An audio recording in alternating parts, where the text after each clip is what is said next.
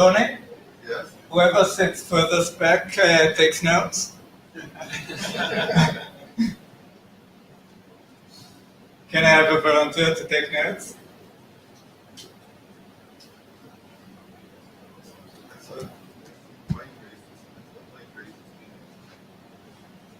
Sorry? I saw Mike raise his hand.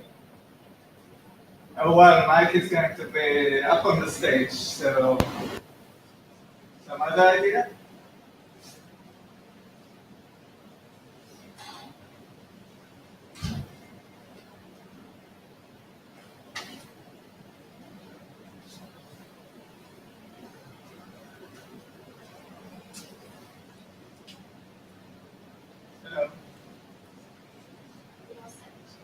Yeah, the clicker doesn't work.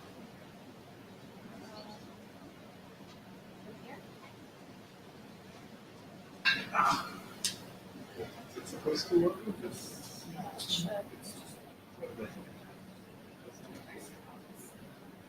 Is this PowerPoint or PDF? No, this is PDF. The browser. So it's not supposed to work? Never mind. Yeah, it should work. That one isn't working either, the one on the next one. Okay. Yeah. So it's put them. The check one. It's not important. All right.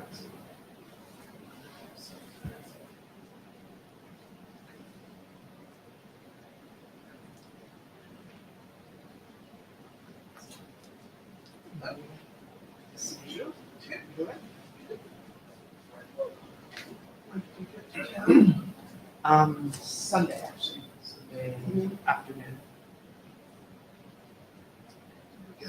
Saturday, but there's been a lot of security workshop. Is that one in Stuttgart? Yeah. I was spent a few days in Berlin with one of our teams over there. Okay. Took the train down from there, so we should look at it. Yeah, we took the train from Stuttgart, changed the bus. All right, good morning. Morning. We do need a minute taker. Where did you say? Didn't you say something earlier? That the furthest person's back. Yeah. So, Tony?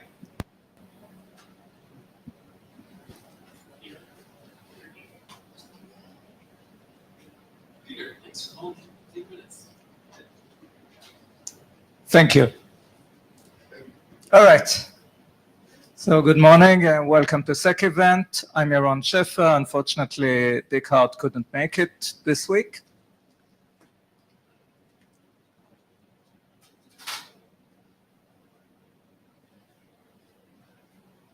People who've just come in, please fill in the blue sheets.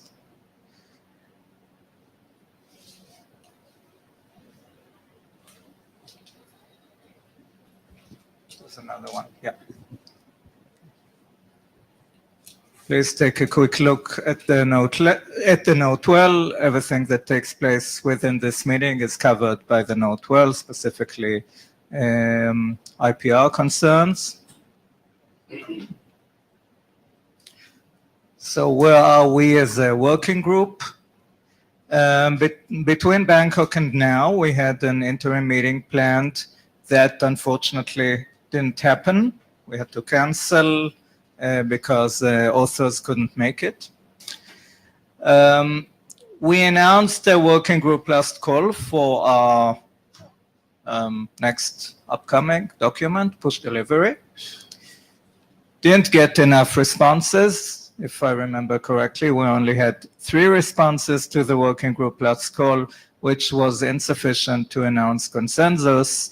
And so this is where we're at right now. We have a document that's back to the working group, no consensus announced, and we need to understand together what we can do about it. So this is what I plan to do at the end of this session.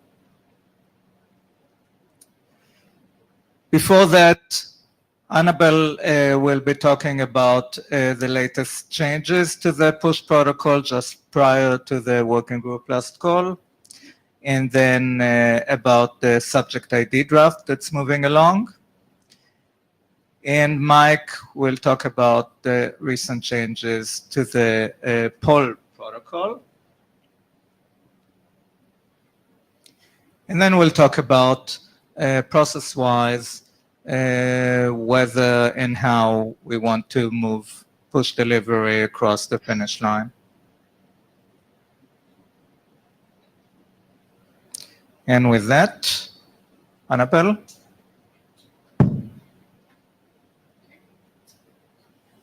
Get a clicker? No, you don't. It doesn't work.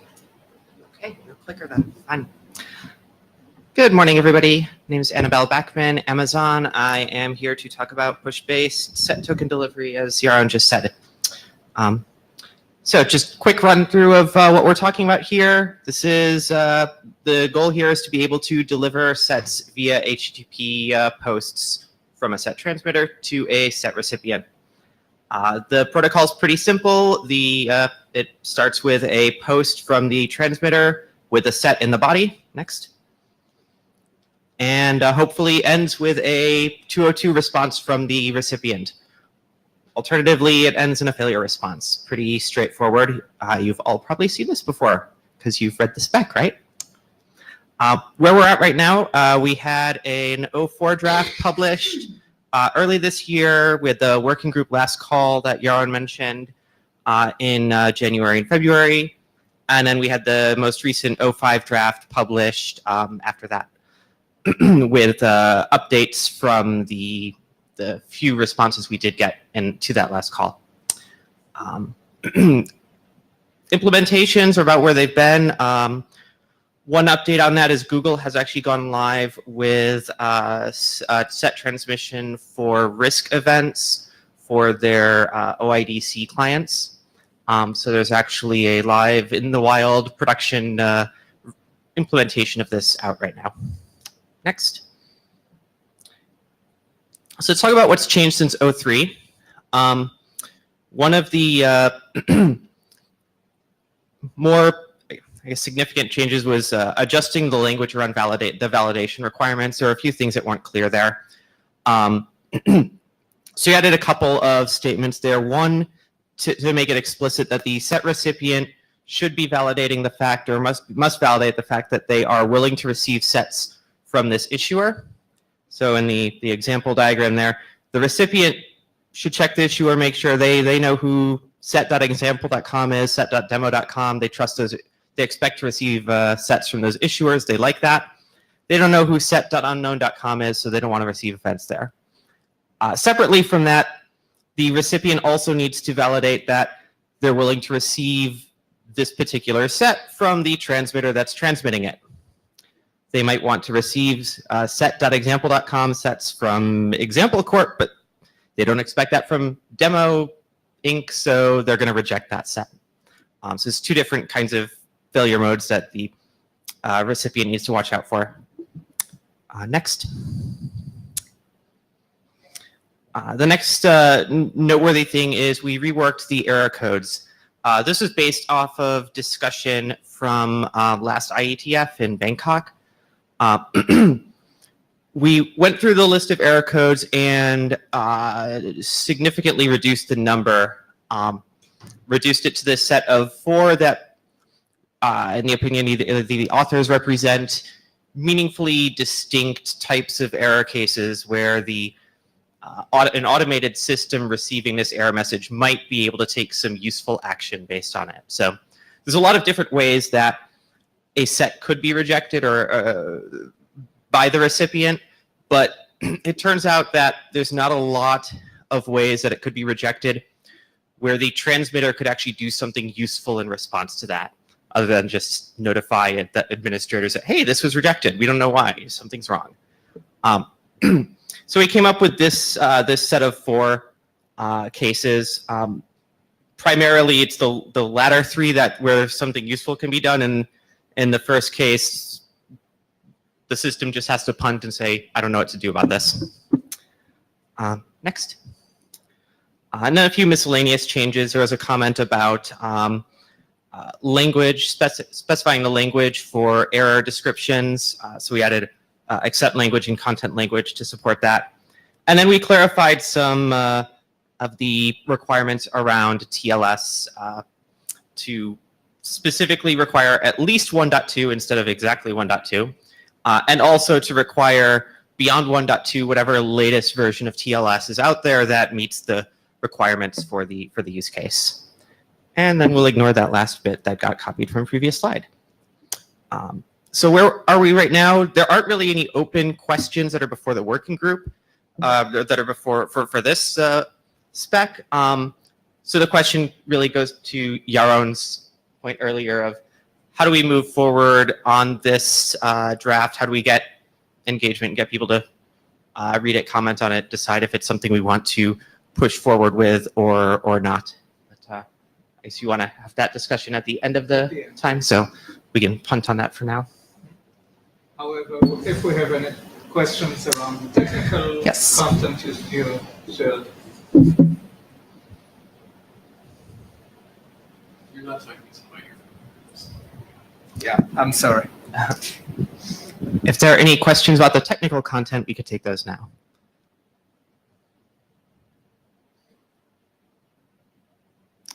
Seeing none, I guess we can move on. Yes.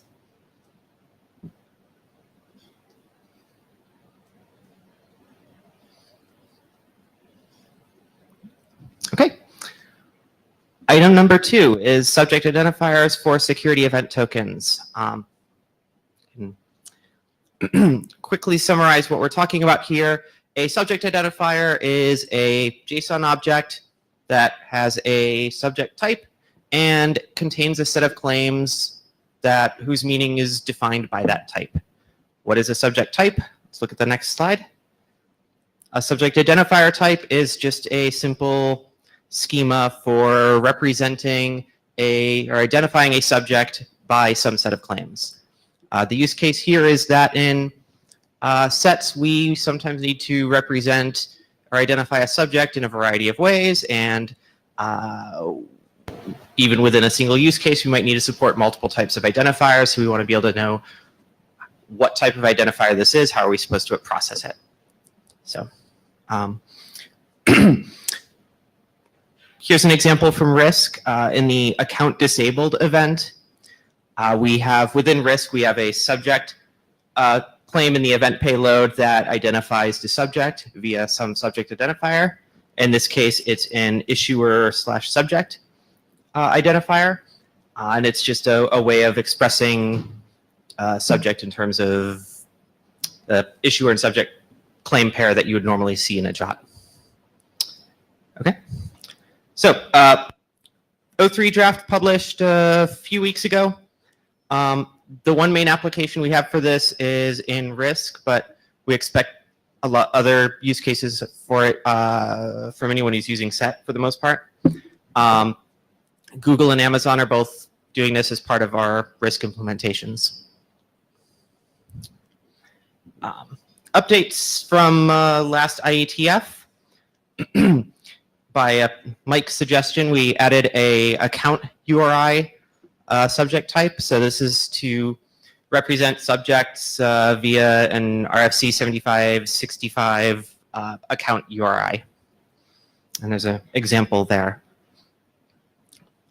Also from, as I talked about this last IETF, based on the feedback, I made the change to where instead of having this ID token claims subject type as a way to try and handle multiple types or multiple identifiers for the same subject, we replace that with a more generic aliases concept. So in the event where you have a number of identifiers for a subject and you don't know which one your recipient is actually using, you can put all of those together into this kind of meta subject type in a sense, to say, here are the ways I know how to identify this subject.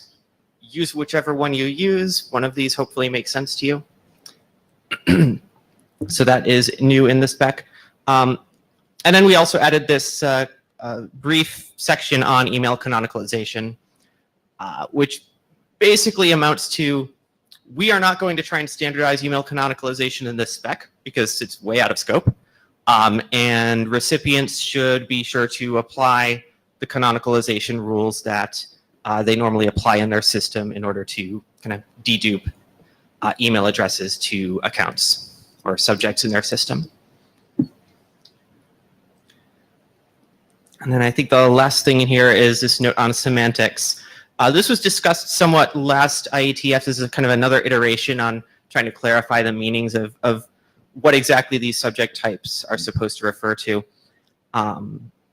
Based on feedback from last IETF, updated these to use this identified with language. So I think that makes it a little clearer. We can happy to have more feedback on that as well. I think the one open item we have is this question of defining a JOT claim for subject identifiers. This is something that I think Brian suggested. I don't see him here to talk about it, unfortunately. But the suggestion is basically that we define a claim in the JOT claim space to generically represent a JOT subject, the subject of the JOT as a subject identifier. This would be presumably as an alternative to the existing subclaim, which is just a plain string. An alternative subject or sub-ID claim would be, its value would be a object that is a subject identifier. I think this is something that was brought before the working group, raised on the list. There wasn't really any discussion. I'd be happy to hear opinions on it now.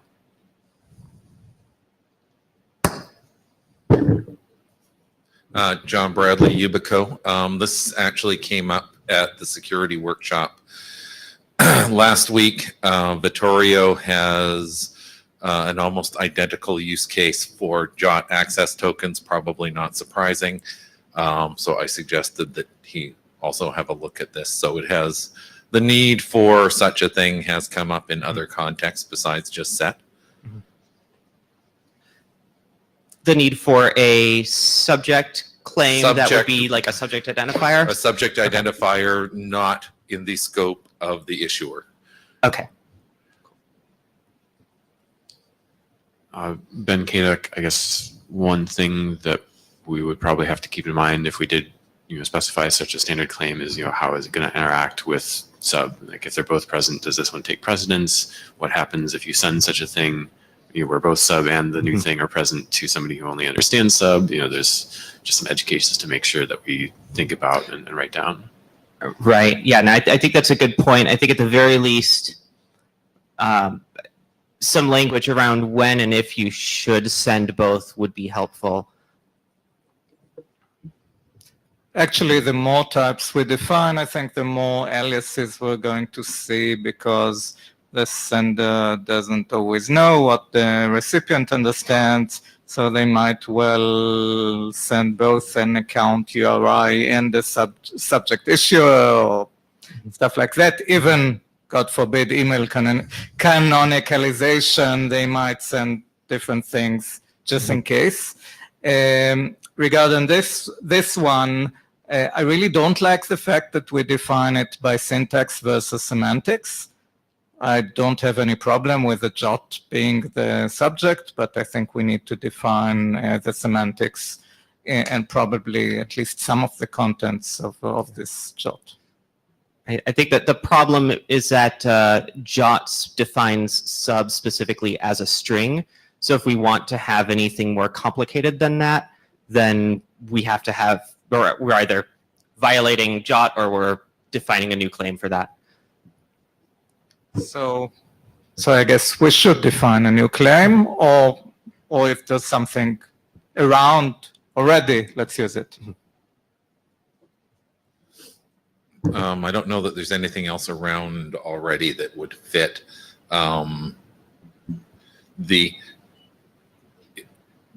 This is kind of an alias. I don't see it as being mutually exclusive to sub. So in the example of an access token, that Vittorio had was that you're using Google to authenticate the person to an AS. The AS may have a subject in its scope that it knows the user by, but it may be useful to the RS to also know that your foo@gmail.com was the original federated authentication. So essentially, I think thinking of it as an alias, this is what somebody else knows the person by, as opposed to sub, which is what the issuer knows the person by, person or thing. Yeah, I think would be safe to say that in the event that a JOT contains both sub and whatever claim this is, that they must both identify the same principal. As long as that's the case, then there shouldn't be too much in the way of confusion as far as how do you process that and which one do you prioritize.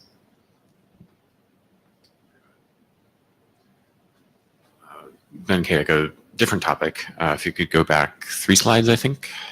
And my apologies, it's been too long since I actually read the draft. Shame. But when we do have an aliases array like this, that give sort of different ways to identify the same actor, are there any privacy considerations that we might be like exposing some identifier that they didn't want to be exposed? So if memory serves, there's still in the specs some language around that, around privacy considerations, that a transmitter should not be should take care when transmitting subject identifiers to make sure that they are not revealing information that shouldn't necessarily be communicated or that shouldn't be shared with the recipient.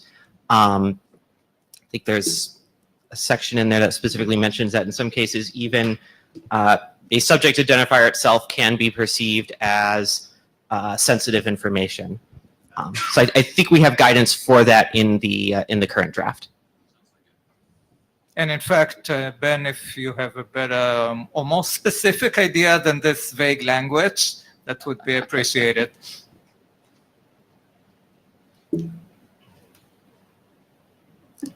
Any other questions or comments on subject identifiers? Seeing none, I guess we can hand it over to Mike.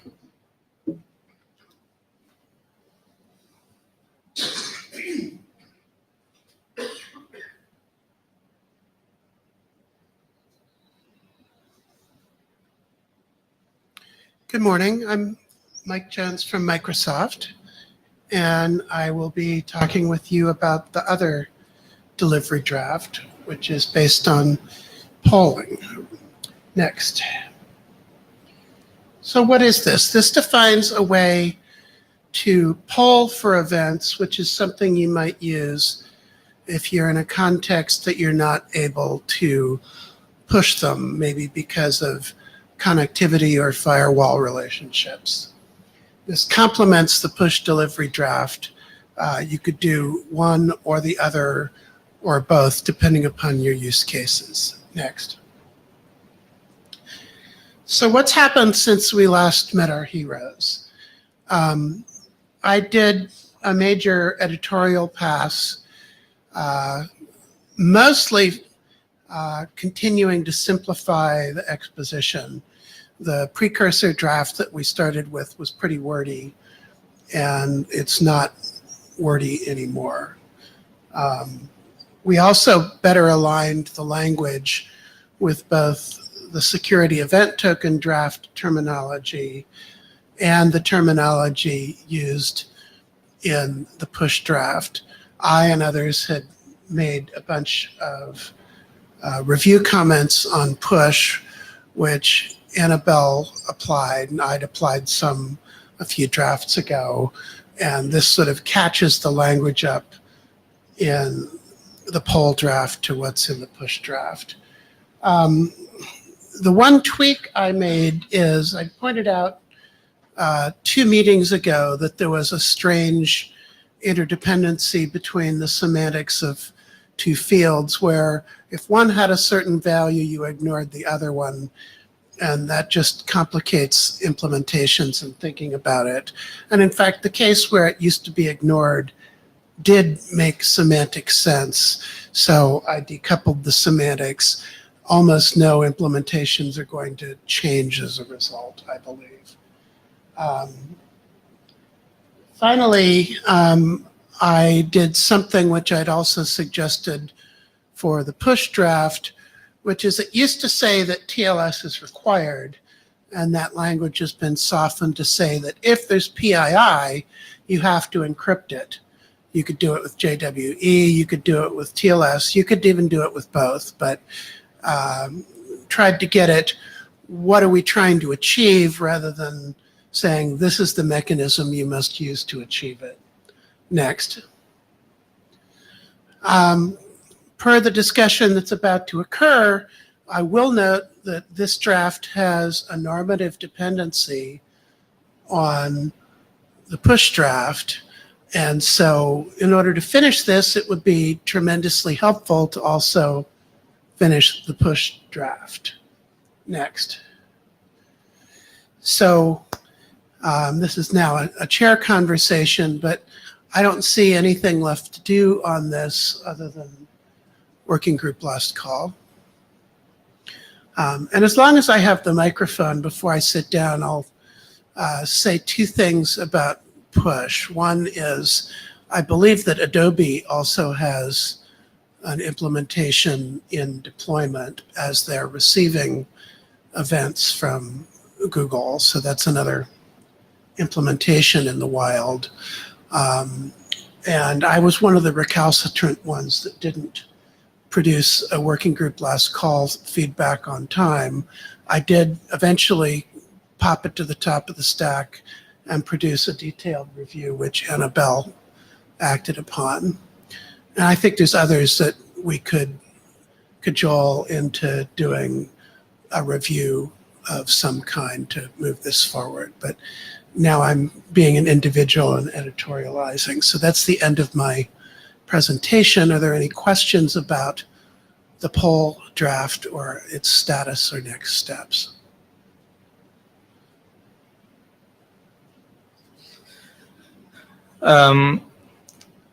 So two questions. Yaron Sheffer, do we have any implementations that can be? That's what I was going to comment. Please.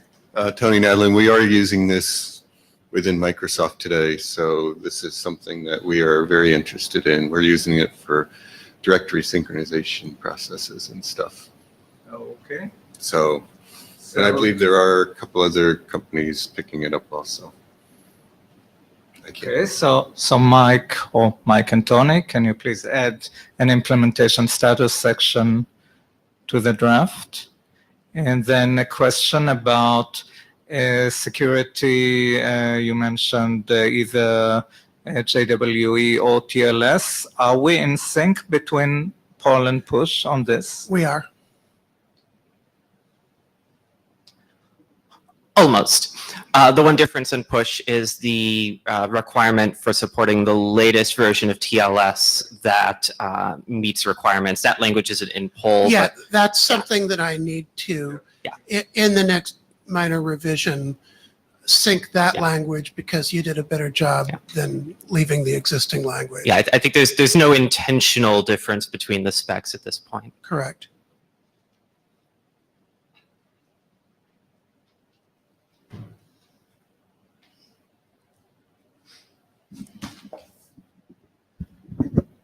All right. So with that, let's go back to the push protocol, and I would like to hear from the room if there are other ideas. The chairs sort of exhausted their ideas by opening a working group last call, very traditional IETF, waiting for people to chime in, seeing nobody, and despairing.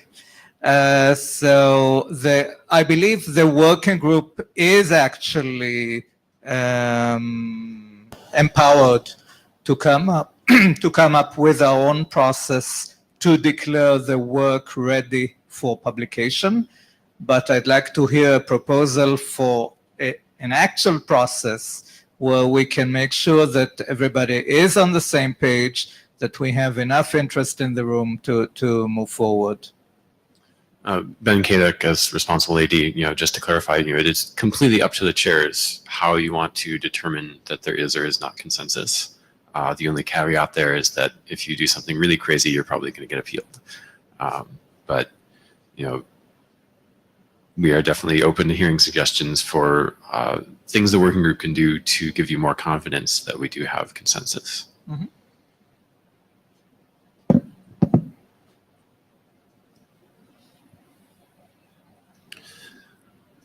One thing that other working groups have often done is use the opportunity of such face-to-face time to try to elicit or draft volunteers to do additional reviews. So I don't know if there's those in the room that would be willing to sign up on the spot to at least do a skim review and make sure that things are sane from their perspective. For instance, Tony Nadalin could do that.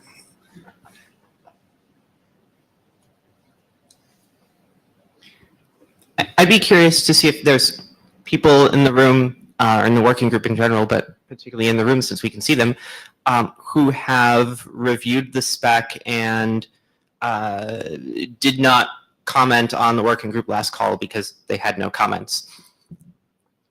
Or in fact, people who think that the draft is not ready or should not actually be published. I can answer the first one. I have read it. I didn't find any issues, and I'm too lazy to comment on the list. But Who are you? John Bradley, Ubico. So that's a +1 to publish? Yes, I thought that was what we were doing, which is why I wasn't motivated to make extra comments on the list. Can you please, before the session ends, so before 11, chime on the mailing list with a +1? That's all you need to do. Anybody else? So Ben Kadek, another thing we can do is if we have people that we know have implemented this, we could twist our arm a little bit and say, can you look this over? Does this match up what you've implemented? Because if people are using it, that's sort of an indication that they think it's worth publishing. Probably, and in this case, I wouldn't worry too much about multiple people from the same organization. We shouldn't overdo it, but it's not terrible. Mike Jones, I do know that Adam Dawes at Google was one of the ones who said, we're using it, please publish. Adam Dawes, who's identity group lead at Google. He said that on the list. Yes. Yeah, he actually went public, yes. But I don't believe we heard from Adobe, for example. Do you know who the Adobe? No idea. I was going to ask, does anyone know who the Adobe contact is? Maybe I could ask the risk people and probably find out. Mm-hmm. And in general, I think the risk group should be interested in moving this thing forward. Yeah. So again, there's no problem if people who are not regulars go on the list and say something.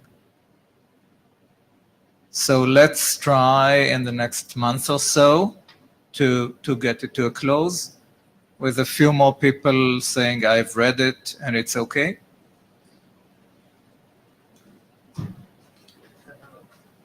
Ben Kadek, I don't even know if you're going to need a full month. You could be able to do it faster.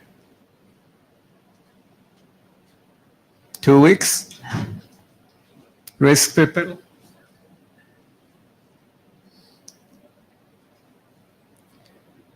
Anybody else in the room who's willing to read this document and publish a review, even a high-level review?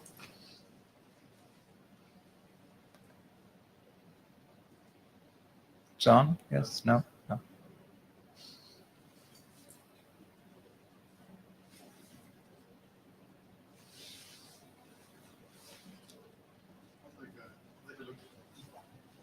Your name, please. Thank you. Just to clarify, are we asking people to review push, pull, or both? We're asking people specifically to review push. Thank you.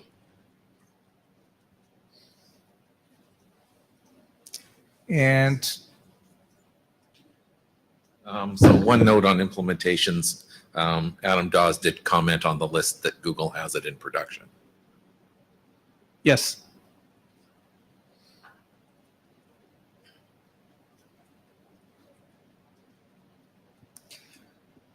okay, Mike, back to your question about the poll protocol. Any opinions in the room whether we should move the poll protocol immediately to working group last call? Tony, is that a yes? Yes.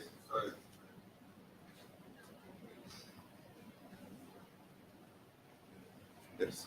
Tony Nadlin, I think we should move this to last call. Based upon it actually working and deployed and stuff, so we have some reference that what's in the spec actually works. I think my only question about it is whether we have interoperable implementations. Is it Microsoft doing this with Microsoft, or do you have other partners that you're using it with? I don't necessarily know that's a blocker. It's just something for us to consider.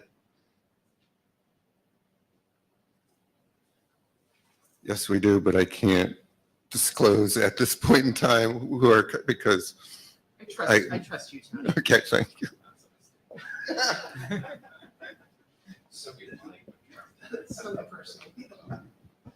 Yeah, so I don't know if it's as an individual or working group chair, I think we should actually wait with this until we have closure on push, because there are more constituents for the push protocol, as well as push protocol is anyway a dependency of the poll protocol. So I'd rather wait for these few weeks, get more people to express their opinion on the push protocol, and then move forward to a working group last call.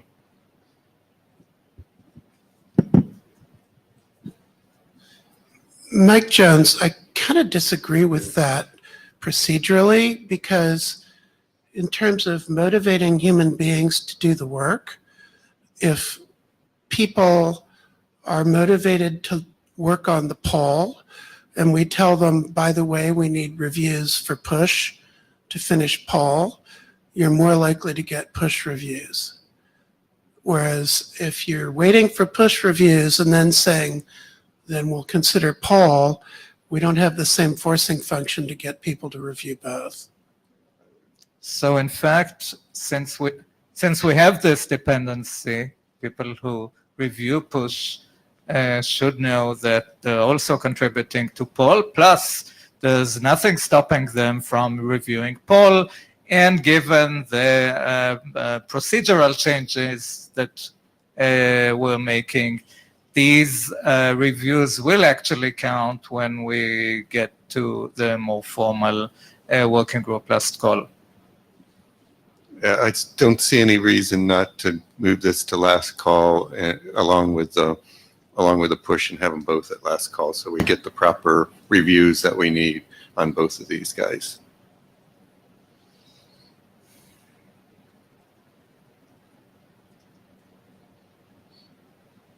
Other opinions?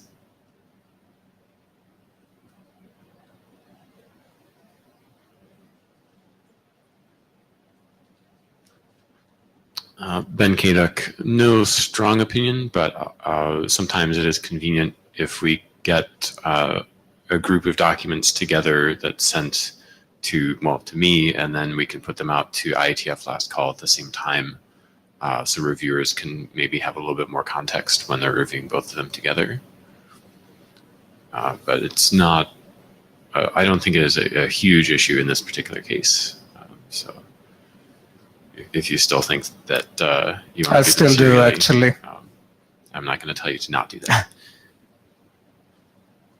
Okay, so speaking for the chairs, we will hold on Paul and we'll target to have a working group last call later, so before the next IETF. I do hope to be done, to get pushed to publication in the next month, and then move forward with Paul.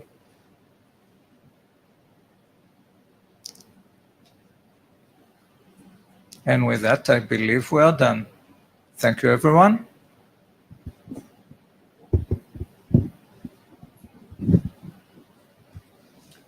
Annabelle, practically, if you see stuff that I haven't finished updating, just point it to me or put it in the submit a pull request if you want. Yeah, I'll do. Yeah, I did do a pass over poll, just make sure that we're seeing all of those. Yeah. things. I almost feel like I'm gonna be like encrypt or use transport layer security should be like in a referenceable BCP or something, because it's like it's the same guidance It happens across so everywhere, many but- different places.